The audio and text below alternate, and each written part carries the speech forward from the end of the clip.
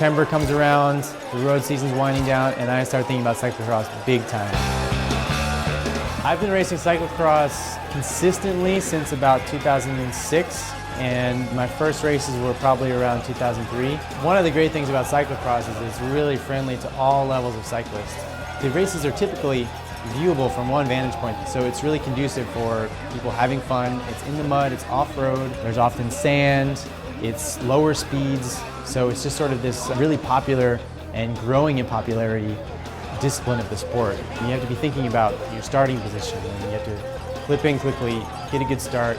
You have to think about tire pressure and tire selection, and you've got to be in your basement gluing up tires all fall, and you spend a few hours before the race inspecting the course, seeing all the turns, trying to pick the right lines, the barriers and the flyovers, getting off your bike and getting on your bike. It's a real art form. There's no other discipline in cycling that requires that. Mountain biking to some degree, but cyclocross necessitates barriers on every race. So you're going to have to get off your bike and run.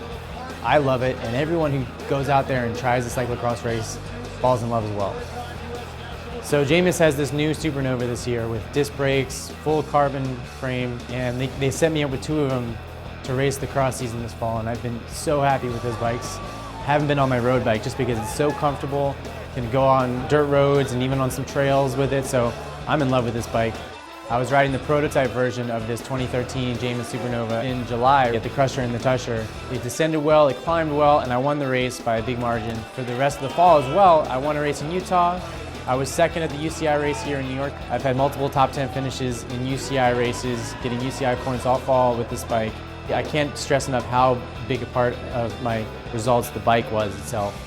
They just really took their time to develop the right kind of cross bike. The internal cable routing is a great feature. The disc brakes are more powerful, and they come with tubeless wheels as well, which is another great feature on a cross bike. And we've been working together to give them some feedback to make it even better.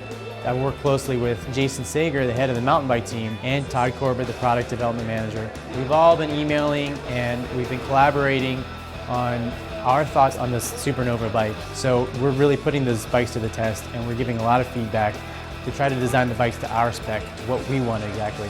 So in the end, when you go out and buy a bike, it has a lot of input from the racing side and from the people who are riding the bikes full time. I'm putting a lot of miles on these bikes and giving a lot of feedback to everyone in the Jameis family.